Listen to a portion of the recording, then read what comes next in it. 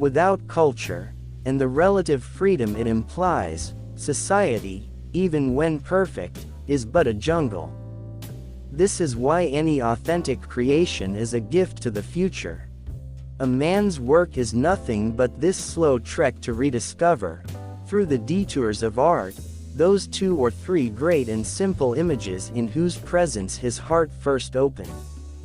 All life demands struggle. Those who have everything given to them become lazy, selfish, and insensitive to the real values of life. The very striving and hard work that we so constantly try to avoid is the major building block in the person we are today. Life is a series of natural and spontaneous changes. Don't resist them, that only creates sorrow. Let reality be reality. Let things flow naturally forward in whatever way they like. The gods had condemned Sisyphus to ceaselessly rolling a rock to the top of a mountain, whence the stone would fall back of its own weight. They had thought with some reason that there is no more dreadful punishment than futile and hopeless labor. You've done it before and you can do it now. See the positive possibilities. Redirect the substantial energy of your frustration and turn it into positive, effective, unstoppable determination. The most important thing is to try and inspire people so that they can be great in whatever they want to do. Work hard for what you want because it won't come to you without a fight. You have to be strong and courageous and know that you can do anything you put your mind to. If somebody puts you down or criticizes you, just keep on believing in yourself and turn it into something positive. You are the sum total of everything you've ever seen, heard, eaten, smelled, been told, forgot, it's all there. Everything influences each of us, and because of that I try to make sure that my experiences are positive. No matter what you're going through, there's a light at the end of the tunnel and it may seem hard to get to it, but you can do it and just keep working towards it and you'll find the positive side of things. You will never be happy if you continue to search for what happiness consists of.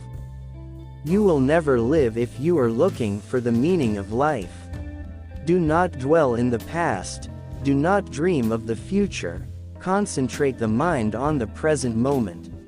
A man's work is nothing but this slow trek to rediscover, through the detours of art, those 2 or 3 great and simple images in whose presence his heart first opened. Basically, at the very bottom of life, which seduces us all, there is only absurdity, and more absurdity. And maybe that's what gives us our joy for living, because the only thing that can defeat absurdity is lucidity. All great deeds and all great thoughts have a ridiculous beginning. Great works are often born on a street corner or in a restaurant's revolving door. The gods had condemned Sisyphus to ceaselessly rolling a rock to the top of a mountain, whence the stone would fall back of its own weight. They had thought with some reason that there is no more dreadful punishment than futile and hopeless labor. The evil that is in the world almost always comes of ignorance, and good intentions may do as much harm as malevolence if they lack understanding. Truth is mysterious, elusive, always to be conquered. Liberty is dangerous, as hard to live with as it is elating. We must march toward these 2 goals, painfully but resolutely, certain in advance of our failings on so long a road.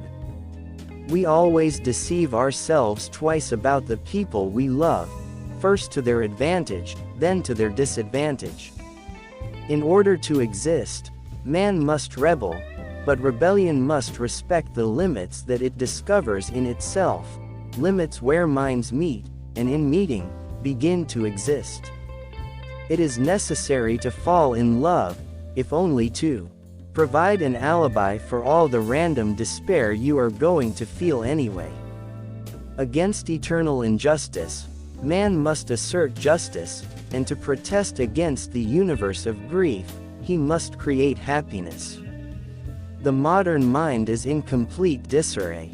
Knowledge has stretched itself to the point where neither the world nor our intelligence can find any foothold. It is a fact that we are suffering from nihilism. Each generation doubtless feels called upon to reform the world. Mine knows that it will not reform it, but its task is perhaps even greater. It consists in preventing the world from destroying itself. We get into the habit of living before acquiring the habit of thinking. In that race which daily hastens us towards death, the body maintains its irreparable lead. The world is never quiet, even its silence eternally resounds with the same notes, in vibrations which escape our ears. As for those that we perceive, they carry sounds to us, occasionally a chord, never a melody.